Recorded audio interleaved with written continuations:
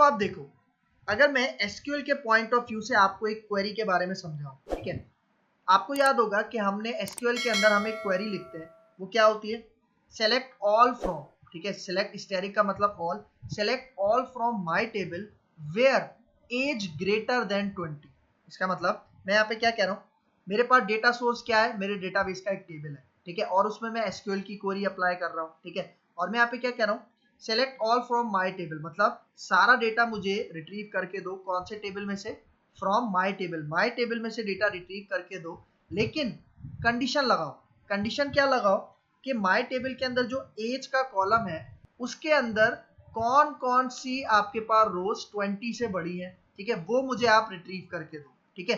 तो ये हम काम करते थे किसके अंदर, एसक्यूएल के अंदर, मतलब अभी मैं आपको एसक्यूएल के पॉइंट ऑफ व्यू से समझा रहा हूँ, ठीक है, फिर आते हैं हम लिंक क्यू के पॉइंट ऑफ व्यू से इसको समझते हैं। तो देखो यहाँ पे क्या कह रहा है, सारा डेटा दिखाओ, ठीक है, मतलब रिट्रीव करो कौन से टेबल में से, माय टेबल, जहां पे एज बड़ी हो 20 के, ठीक है। तो देखो अब मैं आता हूं इसी चीज को लिंक क्यू के थ्रू समझाता हूं। तो यहाँ पे देखो, from the point of view of link Q, ठीक है, तो यहाँ पे देखो लिंक क्यू में हम क्या करते हैं, देखो फ्रॉम का कीवर्ड हम पहले यूज कर रहे हैं, और फिर यहाँ पे क्या लिख रहे हैं, आई। अब ये आई क्या है, एक एलियास है, मतलब आप इसको एक टेम्पररी वेरिएबल भी कह सकते हो, जिसका नाम आप कुछ भी रख सकते हो, ठीक है। तो मैं कह रहा हूँ फ्रॉम आई इन एज, ठीक है, अब एज क्या है, जितनी भी एजेस हैं, ठीक है, वो आई के पास आके स्टोर हो जाएंगी, ठीक है, मतलब मेरी जो भी डेटा सोर्स है उसमें से मैं एज को गेट कर रहा हूँ और कहाँ पे स्टोर करवा रहा हूँ, इस आई के टेम्पररी वेरिएबल में स्टोर करवा रहा हूँ। और फिर मैं क्या कह रहा हूँ कि जो आई है, ठीक है, उसमें जहां जहां 20 से एज बड़ी है वो आप मुझे क्या करवा दो, सेलेक्ट करवा दो, रिट्रीव करवा दो। अब आपने कॉन्सेप्ट थोड़ा देखा, थोड़ा आगे पीछे हुआ है, मतलब आपके पास क्यूरी तकरीबन दोनों की सेम है, लेकिन बस उनकी शफलिंग हुई हुई है, क्योंकि देखो फ्रॉम यहाँ पे मिडिल में यूज हो रहा था, लेकिन लिंक क्यू के केस में फ्रॉम बिल्कुल स्टार्ट में यूज हो रहा है, ठीक है, और सेलेक्ट एसक्यूएल के केस में हम बिल्कुल स्टार्टिंग में यूज करते थे, लेकिन सी शार्प लिंक क्यू के अंदर हम सेलेक्ट को देखो कहाँ यूज कर रहे हैं, बिल्कुल एंड में यूज कर रहे हैं, और एसक्यूएल के केस में कंडीशन हम एंड में लगाते थे, लेकिन यहाँ पे कंडीशन कहाँ पे आ रही है, हमारे इसके बीच में आ रही है, ठीक है। तो अगर मैं इसको प्रैक्टिकली करके दिखाऊं, ठीक है, ये तो एसक्यूएल का है, लेकिन अगर लिंक क्यू के सिंटैक्स को मैं इंप्लीमेंट करके दिखाऊं तो आप रिजल्ट देखना। मैं यहाँ पे आता हूँ अपने विजुअल स्टूडियो में, ठीक है, तो यहाँ पे देखो, यहाँ पे मैंने एक कंसोल एप्लीकेशन यहाँ पे क्रिएट की हुई है, और उसके नेम स्पेस का नाम मैंने क्या रखा है, लिंक क्यू डेमो, ठीक है। तो एक चीज मैं आपको यहाँ पे समझाता जाऊं, ठीक है, वो आपने अपने माइंड में रखनी है कि जब भी हम लिंक क्यू यूज करते हैं, ठीक है, तो हम एक नेम स्पेस यूज करते हैं, और वो नेम स्पेस कौन सा है आपके पास, ये वाला, ये जो थर्ड नंबर पे पहले से हमारे विजुअल स्टूडियो ने हमारी एप्लीकेशन के अंदर इंपोर्ट करवाया हुआ है, ठीक है। मतलब अगर आपके पास ये नेम स्पेस ऐड है, जो कि बाय डिफॉल्ट ऐड होता है, लेकिन अगर फिर भी ये ऐड नहीं है तो आपने इसको ऐड करना है, तभी आप क्या कर सकते हो, तभी आप लिंक क्यू का कॉन्सेप्ट यूज कर सकते हो। तो देखो मैं यहाँ पे आता हूँ, मैं यहाँ पे एक एरे डिक्लेयर करता हूँ, ठीक है, और मैं एरे कहता हूँ कि भाई इसके अंदर फॉर एग्जांपल मैं एम्प्लॉय की एजेस स्टोर करवा रहा हूँ, ठीक है, तो मैंने इस एरे का नाम रख दिया एज, और इसके अंदर मैं मल्टीपल क्या करवा रहा हूँ, कुछ इंटीजर वैल्यूज स्टोर करवा देता हूँ, ठीक है। मैं यहाँ पे कहता हूँ 12, ठीक है, और फिर मैं यहाँ पे कह देता हूँ 23, ठीक है, फिर मैं यहाँ पे कह देता हूँ 21, ठीक है, फिर मैं यहाँ पे कह देता हूँ 22, फिर 45, 33, ठीक है, 20 स्टोर करवा देते हैं, ठीक है, फिर 26 स्टोर करवा देते हैं, 55, 66, ठीक है। तो देखो ये मैंने कुछ डेटा इसके अंदर स्टोर करवा दिया। अब मैंने आपको क्या बताया था कि हमारी डेटा सोर्स कोई भी हो सकती है, कोई कलेक्शन भी हो सकता है, एरे भी हो सकता है, कोई डेटा सेट भी हो सकता है, डेटाबेस का कोई टेबल भी हो सकता है, लेकिन अभी मैं आपको जस्ट यहाँ पे सिंपल रखने के लिए यहाँ पे मैं क्या बना रहा हूँ, एक कलेक्शन बना रहा हूँ, मतलब एक एरे बना रहा हूँ, ठीक है, क्योंकि एरे को भी कलेक्शन कहा जाता है, ठीक है। और अब मैं यहाँ पे आके लिंक क्यू का एक सिंटैक्स लिखूंगा, और सिंटैक्स मतलब एक क्वेरी लिखूंगा, और वही क्वेरी जो मैंने आपको यहाँ पे अभी पावर पॉइंट पे बताई है, ठीक है। तो देखो मैं यहाँ पे एक वेरिएबल बनाता हूँ और मैं इसको कहता हूँ ए, ठीक है, इस वेरिएबल का नाम रख रहा हूँ ए, ठीक है, और इसकी मैं डेटा टाइप क्या यूज कर रहा हूँ, वॉर।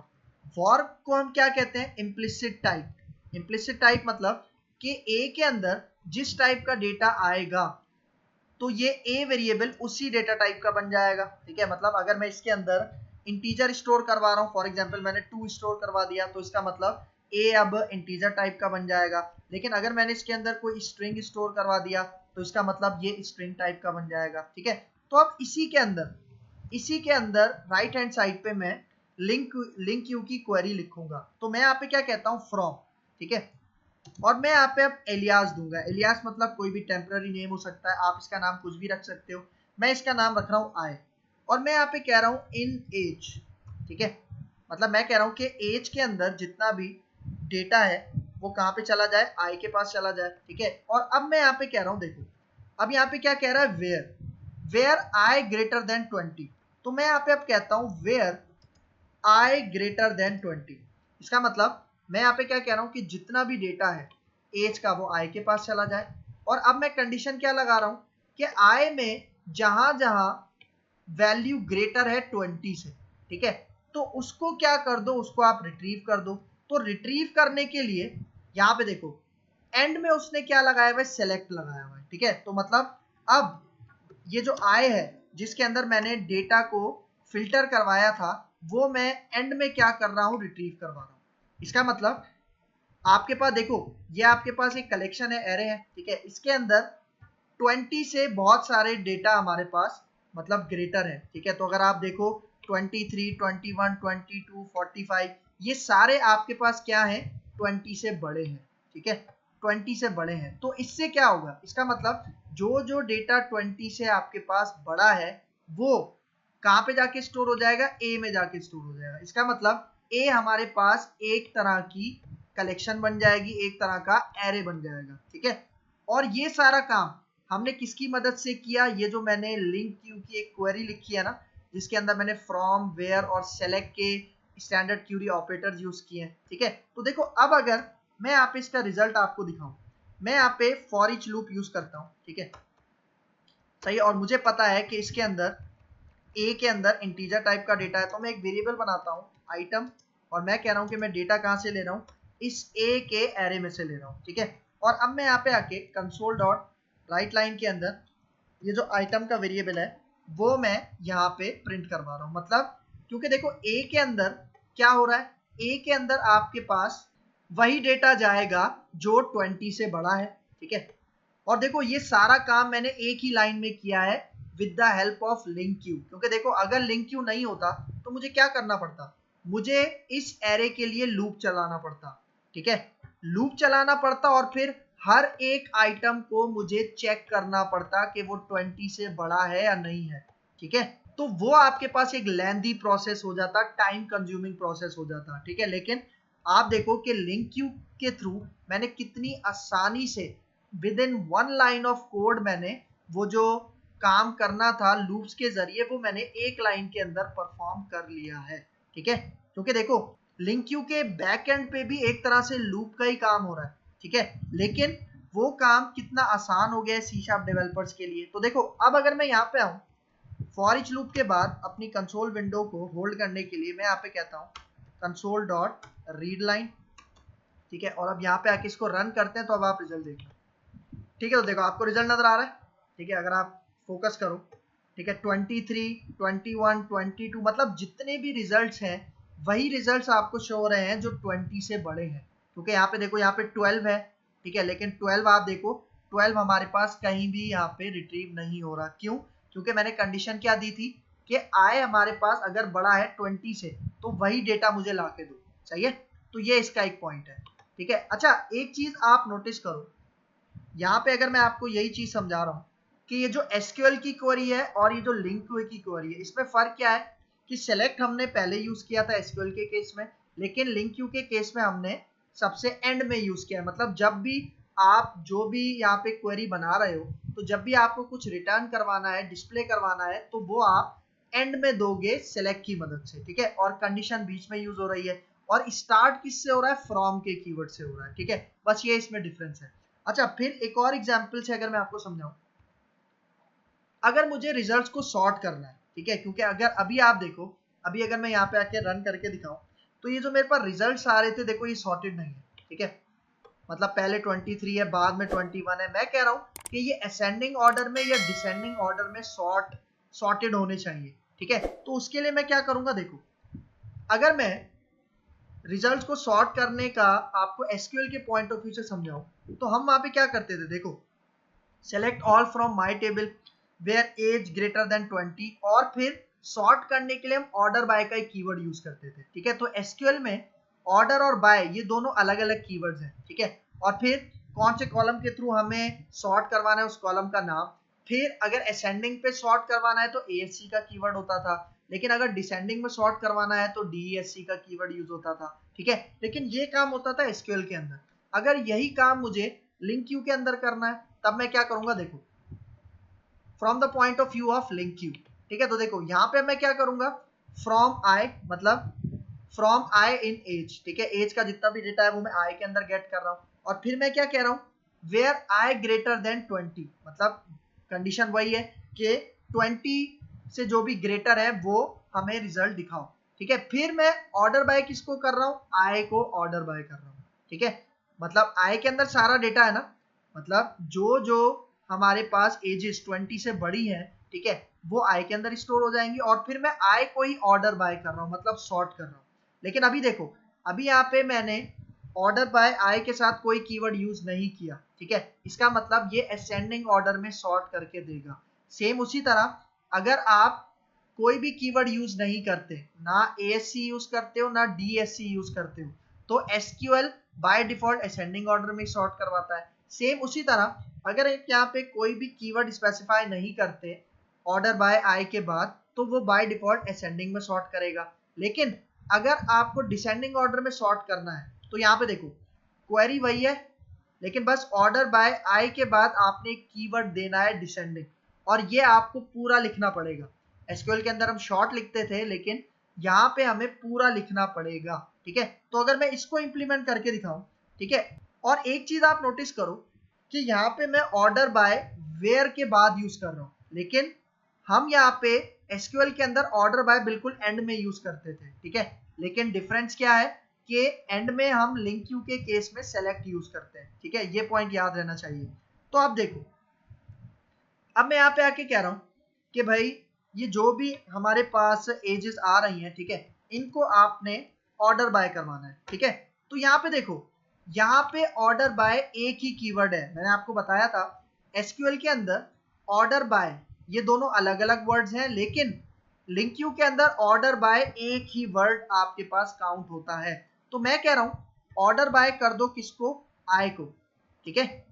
मतलब आई को आप क्या कर दो, सॉर्ट कर दो, ठीक है। अगर मैंने यहाँ पे कोई भी कीवर्ड यूज नहीं किया, इसका मतलब यहाँ पे असेंडिंग ऑर्डर में सॉर्टिंग होगी। तो अगर मैं यहाँ पे आके रन करूँ, ठीक है, तो देखो अब रिजल्ट सॉर्टेड है, मतलब जो जो वैल्यू 20 से बड़ी है वो आपको रिजल्ट भी दिखा रहा है और सॉर्टेड तरीके से दिखा रहा है। देख रहे हो 21 22 मतलब लोअर टू हाईएस्ट चल रहा है आपके पास। अच्छा, अगर यही चीज मुझे डिसेंडिंग ऑर्डर में करवानी है तो मैं क्या करूंगा, यहाँ पे आई के बाद मैं कीवर्ड यूज कर लेता हूँ डिसेंडिंग, ठीक है। मतलब जो आपको काम करना है वो आप पहले करोगे और उसके बाद आप एंड में क्या करवाओगे, सेलेक्ट करवाओगे, ठीक है। ये आपके पास लिंक क्यू का कॉन्सेप्ट है। तो अब अगर मैं यहाँ पे आके रन करूँ तो देखो अब आपके पास ये क्या कर रहा है, डिसेंडिंग ऑर्डर में सॉर्टिंग कर रहा है, मतलब हाईएस्ट टू लोएस्ट आपके पास इसकी सॉर्टिंग कर रहा है, ठीक है। अच्छा, फिर यहाँ पे एक चीज नोटिस करो कि अभी मैंने यहाँ पे ये जो एरे बनाया है वो इंटीजर टाइप का है। अगर मैं स्ट्रिंग के साथ काम कर रहा हूँ, मतलब स्ट्रिंग एरे हो गया या स्ट्रिंग कलेक्शन वगैरह हो गया, तो उस केस में हम क्या करेंगे, देखो मैं यहाँ पे आता हूँ, मैं इन दोनों लाइंस को कमेंट आउट करता हूँ, कंट्रोल के कंट्रोल सी, और यहाँ पे अब मैं एक स्ट्रिंग टाइप का एरे बनाता हूँ, ठीक है। और इसका नाम मैं यहाँ पे रख देता हूँ फॉर एग्जाम्पल ARR, और इसके अंदर बल्कि इसका हम नाम रखते हैं नेम्स, ठीक है। और इसके अंदर मैं यहाँ पे कुछ नेम्स स्टोर करवाता हूँ, ठीक है। मैं यहाँ पे कहता हूँ फॉर एग्जाम्पल अली, ठीक है। मैं यहाँ पे कह देता हूँ आदिल, ठीक है। मैं यहाँ पे कह देता हूँ फॉर एग्जाम्पल उसामा, ठीक है। मैं यहाँ पे कह देता हूँ हफीज, ठीक है। और फिर मैं यहाँ पे कह देता हूँ फॉर एग्जाम्पल नुमान, ठीक है। सही है। तो देखो यहाँ पे मैंने ये 5 स्ट्रिंग्स का एक एरे बना लिया, ठीक है। तो अब मैं इसके ऊपर लिंक क्यू अप्लाई करना चाह रहा हूँ, मतलब मैं कह रहा हूँ अब मेरी डेटा सोर्स ये स्ट्रिंग एरे है, ठीक है। तो इसके ऊपर मैं लिंक क्यू कैसे अप्लाई करूंगा, देखो मैं उसी तरह एक वेरिएबल बना लेता हूँ ए, और अब मैं यहाँ पे कहता हूँ फ्रॉम, ठीक है। और इस दफा मैं एलियास का नाम आई नहीं रखता, मैं यहाँ पे कहता हूँ नेम, ठीक है। फ्रॉम नेम इन, ठीक है। और मैं डेटा कहाँ से ले रहा हूँ, नेम्स, ये जो हमारे पास एरे है उससे मैं ले रहा हूँ, ठीक है। और फिर मैं यहाँ पे कह रहा हूँ वेयर, ठीक है। और अब मैं कह रहा हूं कि ये जो हमारे पास नेम है, ठीक है, क्योंकि देखो नेम्स का जितना भी डेटा है वो कहां पे चला जाएगा, नेम में चला जाएगा। और अब मैं कह रहा हूं कि आप ये चेक करो नेम डॉट कंटेन्स, ठीक है, आप ये चेक करो कि वो कौन से आपके पास नेम्स हैं जिसके अंदर एक कैरेक्टर आता है एल, ठीक है। देखो मैं कंटेन्स का एक फंक्शन यूज कर रहा हूं, ठीक है, तो देखो मैंने इसके अंदर क्या पास कर दिया, एल पास कर दिया, ठीक है। तो मैं यहाँ पे क्या कह रहा हूँ कि भाई मुझे आप वो नेम डिस्प्ले करवाओ जिनके अंदर कौन सा वर्ड आता है, कौन सा कैरेक्टर आता है, एल आता है, ठीक है। तो एल देखो कहाँ कहाँ पर है, आदिल में एल है और अली के अंदर भी एल है, ठीक है। तो अब देखो, अब मैं यहाँ पे इसके एंड में सेलेक्ट करवा देता हूँ, किसको सेलेक्ट करवा देता हूँ, उस नेम को, ठीक है। जहां जहां एल होगा, ठीक है, वहां वहां वो नाम मुझे क्या हो जाएंगे, स्टोर हो जाएंगे, कौन से वेरिएबल में, इस ए के वेरिएबल के अंदर, ठीक है। तो अब देखो, अब अगर मैं इसके ऊपर फॉर ईच लूप लगाऊं तो मैं यहाँ पे कहता हूं कि भाई अब जो मेरे पास आइटम रिट्रीव होंगे वो किस टाइप के होंगे, स्ट्रिंग टाइप के होंगे, ठीक है। और वो जो भी डेटा आएगा वो कौन सी कलेक्शन में से आएगा, ए में से आएगा, मतलब ए के एरे में से आएगा, क्योंकि ए के पास अब दो नाम स्टोर होंगे, अली और आदिल। बाकी अगर आप देखो बाकी किसी स्ट्रिंग के अंदर भी एल नहीं आता, ठीक है। तो अब अगर मैं यहाँ पे आऊं और इसको रन करके दिखाऊं तो देखो क्या रिजल्ट आ रहा है आपके पास, अली और आदिल आ रहा है, ठीक है। तो एक इसका ये पॉइंट है। अच्छा एक चीज आप नोटिस करो, अगर मैं यहाँ पे मैं कहता हूं कि आप मुझे वो नाम दिखाओ जिसके अंदर ए आता है, तो यहाँ पे देखो अब एक चीज आपने नोटिस करनी है, ए उसामा में भी आता है, हफीज में भी आता है, नुमान में भी आता है, और अगर देखा जाए तो अली और आदिल में भी ए आता है। इसका मतलब जब मैं यहाँ पे अपने इस प्रोग्राम को रन करूंगा तो मुझे ये पांचों आइटम शो होने चाहिए, लेकिन ऐसा नहीं होगा क्योंकि मैंने यहाँ पे स्मॉल ए टाइप किया है। इसका मतलब उसामा, हफीज और नुमान तो मुझे प्रिंट होंगे, लेकिन ये अली और आदिल प्रिंट नहीं होंगे। क्यों? उसकी वजह क्योंकि उनके अंदर जो ए है वो कैपिटल केस में, ठीक है। तो देखो अभी अगर मैं यहाँ पे आके रन करूं तो देखो उसामा आ रहा है, हफीज आ रहा है और नोमान आ रहा है, क्योंकि इनके अंदर, इन तीनों के अंदर स्मॉल ए आता है, ठीक है। लेकिन जहां जहां कैपिटल ए था वो डेटा हमें रिट्रीव नहीं हुआ, तो इसका मतलब यहाँ पे केस सेंसिटिविटी का भी कॉन्सेप्ट चल रहा है, ठीक है। अच्छा फिर कंटेन्स के अलावा यहाँ पे हमारे पास एक और मेथड यूज होता है जिसको हम कहते हैं स्टार्ट्स विद, ठीक है। तो मैं कहता हूं मुझे आप वो नेम दिखाओ जिनका नेम स्टार्ट होता है फॉर एग्जाम्पल ए से, ठीक है। और मैं यहाँ पे कैपिटल ए दे रहा हूँ, स्मॉल ए नहीं दे रहा, ठीक है। इसका मतलब मुझे अली और आदिल ये क्या करके देगा, अली और आदिल वो मुझे इस फॉर ईच लूप के अंदर प्रिंट करके देगा। तो अगर मैं यहाँ पे आऊँ इसको रन करूँ, ठीक है, क्या आ रहा है आपके पास, अली और आदिल, ठीक है। तो इस तरह से आप क्या कर सकते हो, लिंक क्यू को यूज कर सकते हो, ठीक है। तो देखो ये जो जितने भी मैंने फ्रॉम, वेयर और ये मैं सिलेक्ट यूज कर रहा हूं, तो ये आपके पास कौन से नेम स्पेस के अंदर होते हैं, ये आपके पास होते हैं इस सिस्टम डॉट लिंक क्यू के नेम स्पेस के अंदर। क्योंकि देखो अगर मैं इस नेम स्पेस को कमेंट आउट कर देता हूं, कंट्रोल के कंट्रोल सी, तो देखो जैसे ही मैं कमेंट करूंगा तो आपके पास नीचे देखो एरर आ जाएगा, ठीक है। और अगर मैं इसके ऊपर माउस लेके जाऊं, ठीक है, तो आप एक चीज नोटिस करो, आप सबसे एंड में यहाँ पे देखो क्या कह रहा है, आप एक रेफरेंस मिसिंग कर रहे हो। और अगर आप लास्ट में देखो क्या कह रहा है, सिस्टम डॉट लिंक क्यू, ठीक है, कि सिस्टम डॉट लिंक क्यू का रेफरेंस आप क्या कर रहे हो, मिस कर रहे हो, ठीक है। तो अगर इस केस में अगर आप रन करने की भी कोशिश करोगे ना तो वो रन करने से पहले आपको कंपाइल टाइम एरर दे देगा, और वही एरर जो आपके पास नीचे मैंने आपको दिखाया किसका, system dot link queue name space मौजूद नहीं है। लेकिन अगर मैं इसको दोबारा अनकमेंट कर देता हूँ, कंट्रोल के कंट्रोल यू, ठीक है, तो अब आप देखो कि आपके पास यहाँ से एरर चला जाएगा। और अब अगर मैं यहाँ पे आके रन करूंगा तो सक्सेसफुल तरीके से हमारे पास यहाँ पे रन हो जाएगा, ठीक है। तो एक इसका आपके पास ये पॉइंट है, सही है। तो ये कुछ एग्जाम्पल्स थी जो मैंने आपको करवाई हैं, आगे भी इसके अंदर बहुत सारी चीजें जिनकी हम बात करेंगे। अब देखो जिस तरह मैंने बताया सिस्टम डॉट लिंक क्यू, ये नेम स्पेस बहुत ज्यादा इंपॉर्टेंट है। This name space is compulsory when working with link Q statement. जब भी आप लिंक क्यू के स्टेटमेंट यूज करोगे, ऑपरेटर यूज करोगे, तो ये नेम स्पेस लाजमी आपके पास होना चाहिए। When you create a console application in Visual Studio, system.linkQ namespace is added by default। मतलब जब भी आप कंसोल एप्लीकेशन विजुअल स्टूडियो के अंदर क्रिएट करते हो ना, तो ये नेम स्पेस आपको खुद से ऐड करना नहीं पड़ता, क्योंकि ये नेम स्पेस बाय डिफॉल्ट पहले से ऐड होता है, ठीक है। फिर देखो if you don't provide this name space compile time error will occur. इसका मतलब अगर आप नेम स्पेस जिस तरह हमने कमेंट किया था तो उसने मुझे कंपाइल टाइम पे क्या दिया था, एरर दिया था, रन टाइम पे नहीं कंपाइल टाइम पे एरर दिया था। अब आ जाओ लिंक क्यू के एडवांटेजेस की बात करते हैं। ठीक है, तो पहला एडवांटेज क्या कह रहा है, LINQ Q offers an object based language integrated way to query over data no matter where that data come from. इसका मतलब मैंने क्या बताया था कि लिंक क्यू आपको जो भी डेटा रिट्रीव करता है वो ऑब्जेक्ट की फॉर्म में रिट्रीव करके देता है, और ये एक ऐसी इंटीग्रेटेड क्वेरी है जो कि डेटा सोर्स को नहीं देखती। मतलब वो डेटा सोर्स कोई भी हो सकता है, इसका मतलब आपका डेटा कहीं से भी आ सकता है, वो किसी भी फॉर्म में हो सकता है। ठीक है, so through LINQ we can query database, मतलब लिंक के थ्रू हम डेटाबेस का डेटा भी क्वेरी कर सकते हैं, एक्सएमएल हो एज वेल एज कलेक्शंस हो, एरेज हो, किसी भी डेटा सोर्स का डेटा हो हम उसको यूज कर सकते हैं लिंक क्यू के साथ। फिर देखो कंपाइल टाइम साइंटेक्स चेकिंग। ठीक है, जिस तरह मैंने आपको बताया था आपका जो भी साइंटेक्स होता है उसको उसकी चेकिंग आपको कंपाइल टाइम पे मिलती है। फिर it allows you to query collections like arrays, enumerable, classes etcetera. ठीक है, मतलब ये जो आपके पास लिंक क्यू है ये आपको कलेक्शंस को भी क्वेरी आउट करने की सलाहियत देता है, जिस तरह आपके एरेज हो, इन्यूमरेबल कलेक्शन हो, क्लासेस हो। ठीक है, in the native language of your application. इसका मतलब कि अगर आपके पास कोई कलेक्शन है, कोई डेटाबेस का डेटा है, उसको क्वेरी आउट करने के लिए आपको कोई अलग से लैंग्वेज सीखने की जरूरत नहीं है, बल्कि आपकी जो अपनी नेटिव लैंग्वेज है जो सी शार्प है, आप उसी के अंदर लिंक क्यू को यूज करके आप अपना ये सारा काम करवा सकते हो, लाइक वीबी और सी शार्प। ठीक है, मतलब वीबी और सी शार्प नेटिव लैंग्वेज है, इन दोनों के अंदर लिंक क्यू की सपोर्ट हासिल है। ठीक है, तो इन दोनों को यूज करके आप उसी तरह से क्वेरी एग्जीक्यूट करवा सकते हो जिस तरह हम डेटाबेस के साथ क्यूरी एग्जीक्यूट करवाते हैं, किसके अंदर, एसक्यूएल के अंदर।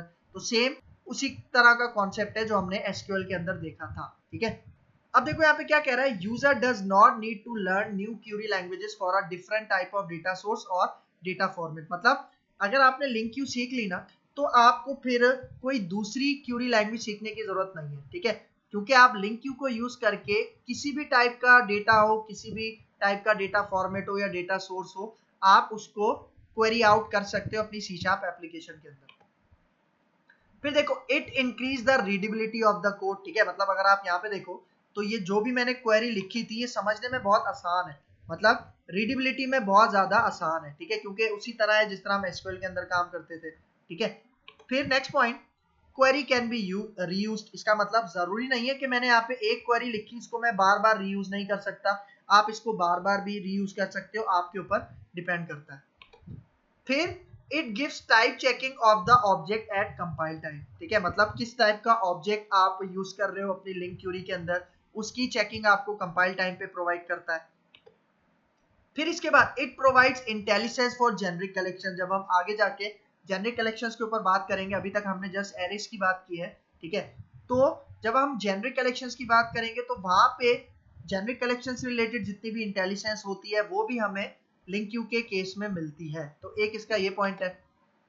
फिर देखो it can be use with array और कलेक्शंस। भाई बात कि एरे और कलेक्शंस दोनों के साथ आप लिंक क्यू का कॉन्सेप्ट यूज कर सकते हो, क्योंकि एरे और कलेक्शंस दोनों वैलिड डेटा सोर्सेज में आता है।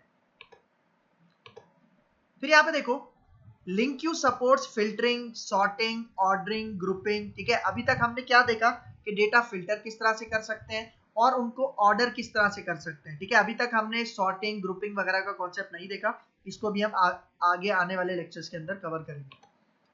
फिर देखो it makes easy debugging because it is integrated with C sharp language. इसका मतलब लिंक क्यू को यूज करके ना आप डिबगिंग बहुत आसानी से कर सकते हो। डिबगिंग मतलब अगर आपके पास एरर्स आ रहे हैं, ठीक है, क्वेरी को लिखते हुए, तो आप उनकी डिबगिंग बहुत आसानी से कर सकते हो, क्योंकि ये जो लिंक क्यू है ये सी शार्प के अंदर, सी शार्प की लैंग्वेज के साथ इंटीग्रेट की गई है। ठीक है, तो अगर इसके अंदर कोई एरर आएंगे तो उसको डिबग करना भी बहुत ज्यादा आसान हो जाएगा। फिर देखो it provides easy transformation, means you can easily convert one data type to another data type like transforming SQL data into XML data। ठीक है, मतलब जो एक डेटा टाइप का डेटा है वो आप दूसरे डेटा टाइप के अंदर कन्वर्ट कर सकते हो। जिस तरह आपने यहाँ पे देखा होगा कि यहाँ पे ये जो मेरे पास यहाँ से लिंक क्यू के थ्रू जो भी डेटा मैं रिट्रीव कर रहा हूँ वो मैं एक इम्प्लिसिट टाइप वेरिएबल के अंदर स्टोर कर रहा हूँ, ठीक है, मतलब इंटीजर के अंदर स्टोर कर रहा हूँ। तो इस तरह से आप क्या करवा सकते हो कि आपके पास जिस तरह एसक्यूएल का डेटा है उसको एक्सएमएल में आप कन्वर्ट करवा सकते हो, ठीक है, या किसी भी डेटा टाइप का डेटा हो आप उसको किसी दूसरे डेटा टाइप के अंदर कन्वर्ट करवा सकते हो, ठीक है। तो एक इसका ये इंपॉर्टेंट पॉइंट है।